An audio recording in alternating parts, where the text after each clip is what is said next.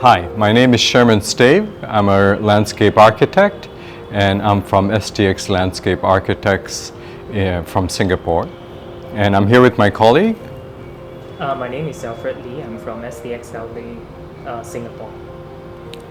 We wanted to speak to you today about the landscape design for Rohan Balewadi and how we conceptualize the landscape.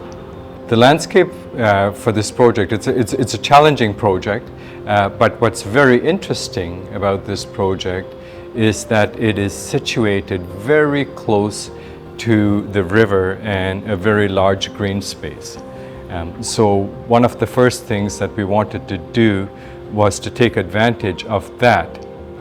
Besides that, we also wanted to develop the landscape in a way that integrated with the architecture, so that the architecture and the landscape look like one, like it was part of one conceptualization. So what we started to do was, there's the green space that is at this edge of the project, and then you have the architectural masses which then help to define the landscape spaces. So what you get then is in between the larger landscape spaces. And when we started this project, one of the things was to study the architecture, and what was very interesting about the architecture was the way that the architects had separated the buildings and created these view corridors to create this porosity. So you always have like a very interesting view corridor between the building. So instead of like one really strong massing, what it does was that there was this corridor that was happened in between the building, and we sort of like thinking that this could be something that we can do to our advantage and have some landscape corridors and line that's really extending out to the side, and then speak and relates to the outside, and then bring the outside to the inside. So it's a very different experience that we are looking at. And this essentially gave us the structure for the landscape, the bones of the landscape structure, to work with these lines that were essentially extensions of these view corridors and the architectural lines, and making again a very strong connection to the green spaces and the outdoor spaces. That's where we started. That's the big picture, and then that's the big idea and the main skeleton of how the landscape is being conceived. And once we did that, I think what we wanted to then try to do also was think about what type of character that we wanted to bring to the project. So once we got the larger master planning issues more or less figured out, we then wanted to infuse a character into the project. And what was really important to us was to create an oasis, to create a space that was quiet. And for that, we wanted to simplify the design and create a very strong, simple, but also bring clarity to the design. Try to minimize the noise. Try to take away from the clutter and create a Zen landscape so that when you step into it, you really feel like your temperature is coming down. And so that was the challenge of what we wanted to try to bring into the landscape. That's right. And it's as if like the home is actually your refuge. The landscape will actually give you a very therapeutic kind of environment. So when you return home, it's as if like you are in a safe haven and you pretty much like enjoy everything that's around you. When we started to develop the landscape, we wanted to respond in a way so that there was a very strong correlation between the landscape and the architecture. And within the architecture itself, the organization of the architecture, the facade and so forth, was based on an orthogonal form system. And we didn't want to reinvent the wheel. What we did was we then adopted that orthogonal form system that was very much a part of the character of the architecture, and then we applied it to the landscape. So all of the lines that came off of the building were then traced onto the landscape, and then this created a network of pathways, and the network of pathways, they overlapped over one another, and when they overlap over one another, they create positive and negative spaces, and this is where the landscape happens. So all of the outdoor rooms then were spaces that were created by the overlapping of these different lines. And the lines were derived from the architecture. And so then what you have is you have larger pockets of spaces, and then you have smaller pockets of spaces.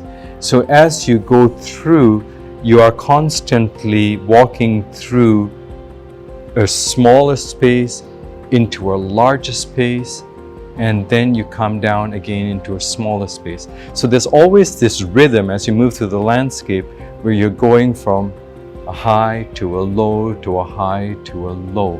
And it's a sense of discovery. And as you walk through, some of these pathways, you might be going through an orchard of trees. And then all of a sudden, that line of trees stops, and you have a large open space, and you discover a very large green space. And then you walk further, and you come across a path that crosses you, and you look to your right, and you discover this vista that in between the buildings, which again is delightful. It's very surprising.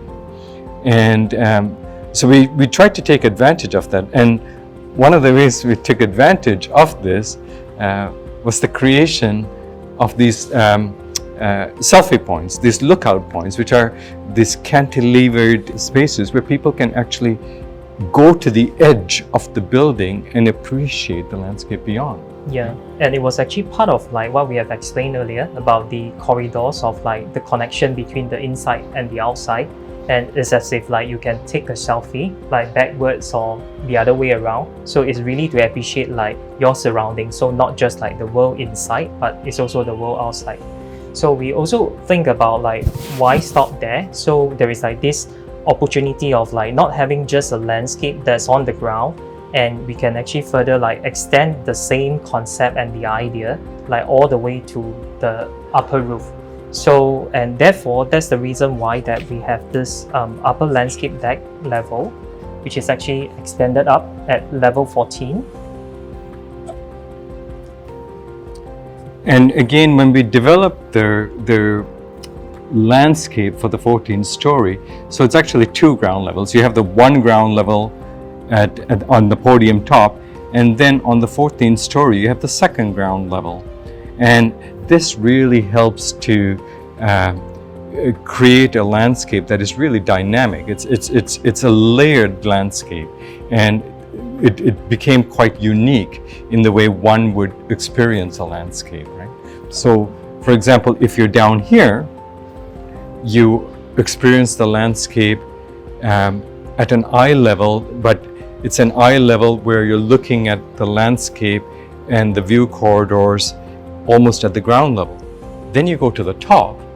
And what was really interesting was the architecture. So instead of having all this block just extended all the way up, so what the architect did was very clever. So they just basically break the volume even more, and then you have a very good opportunity of having a big area that's open to sky, and you can actually really have very interesting facilities and amenities that you can actually enjoy, not just purely indoor, and it's outdoor as well.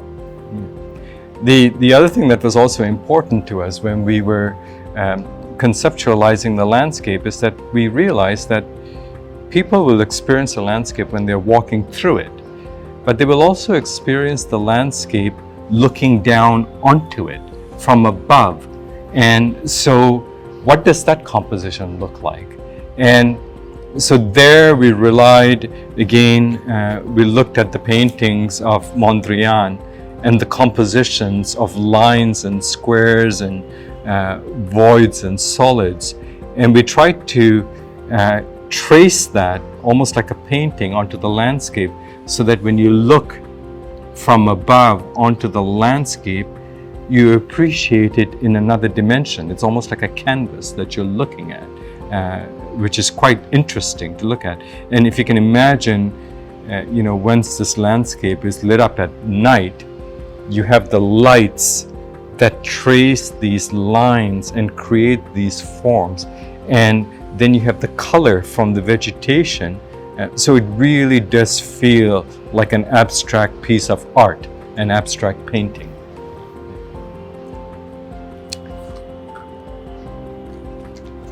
One of the things, we talk a lot about trying to create an oasis and trying to tone down the volume. And so what was really important to us, even when we did the planting, was to create this orchard. And this orchard that's on either side of the clubhouse helps to frame this beautiful clubhouse building. And what's nice about putting all of these trees on a regular grid is that the shadow that is then cast onto the landscape is quite dramatic, and it changes. So the shadow in the morning might be in one direction, and over time that shadow slowly moves across the landscape, and you trace the passage of time, and you trace the passage of the sun and the seasons. And in a very subtle way, what that does is it helps you make a connection with nature. It helps you make a connection that, this is part of something bigger. And this is part of sort of the biophilic elements that we wanted to bring into the project, because we are all very strongly rooted and connected to nature. And we wanted to make sure that the landscape helps to remind us that this is part of it. This is part of what a landscape should do. It should remind us about our nature, and that obviously has also connections to wellness. Right? That's right. Yeah. I think then it really relates and resonate very strongly with what we have mentioned earlier about the whole environment that we're trying to create that's a bit toned down and therapeutic and zen in a way, but at the same time, everything that was planned, they are very purposeful, and there is a reason behind all the things that we are doing. When we design the landscape, one of the principles of the landscape design that we try to bring out is of incorporating elements of biophilia. And biophilia is essentially the study of how we as human beings are hardwired into nature. Nature is something that is within us that we can't erase. So for example, the sound of water will calm you down, and that's not something that you can erase. The sound of birds, the view to greenery, immediately there's a soothing effect, and there's a healing effect that takes place. And this is part of the nature that is built into us. And when we designed the landscape, we purposefully created a landscape that reminds us of this connection to nature. So for example, when we plant trees in a row and you see the shadow that's cast by the sun, and then you can measure the time as the shadow moves across, that's reminding us that the day is changing, the seasons are changing, and it makes you stop for a moment and disconnect from the virtual world and get connected into the natural world. And those moments are very, very important. And so, again, it's the element of turning down the noise and turning down the visual clutter, the visual noise, so that if somebody's walking through the orchard and, for example, they notice the shadows, maybe they will put their hand phone down and for a moment appreciate what's around them. And then we've done our job. And that's what the landscape here at Rohan Balewadi is about. It's about people stepping into this and immediately taking pause to appreciate nature and enjoying it, really, really enjoying it. And the constant connection with the nature as well. Within the landscape, I think one of my favorite spaces is the sloped lawn. We created, there's a grade change, but we took advantage of the grade change to create this sloping lawn. And the sloping lawn, we purposely left it open. And at the bottom of the lawn, we have this TV screen. Okay. And we did that purposefully, right? Yes, we did. And we imagined that it could be like a really nice space, nice hangout space, and very nice night spot that the family and their members can all hang out, bring their own mats and bean bags and whatnot to the lawn, and then they could actually really enjoy like an evening out and like watching a cricket match or a nice movie in that sense. I think, when we see a landscape like this, we really, we had a lot of fun designing this landscape, but we also want people that come into this landscape to have fun, to really, really enjoy themselves in this landscape. And so, the sloping lawn where we have people bringing their bean bags and watching a cricket match and watching a movie, or if they're going out for a walk, these are all very important to create community. Eventually you will go back to your apartment and then you will go into your room and so forth. But there are moments where you will come out into the landscape. And I think that's one of the functions of landscape, good landscape, is to draw people out and to meet your neighbors and to talk to your neighbors and to build community and to actually interact. And with this landscape at Rohan Balewadi, we have created a series of outdoor rooms and spaces that encourages people to get out of their apartment, come out, enjoy the landscape, have some fun, meet your neighbors, and really create a sense of community, really create a sense of home. And I think this is our wish for this project, is to actually try to infuse that into this project, that sense of community, that sense of belonging, and that sense of fun, that this is a really fun landscape, right? Thank you very much.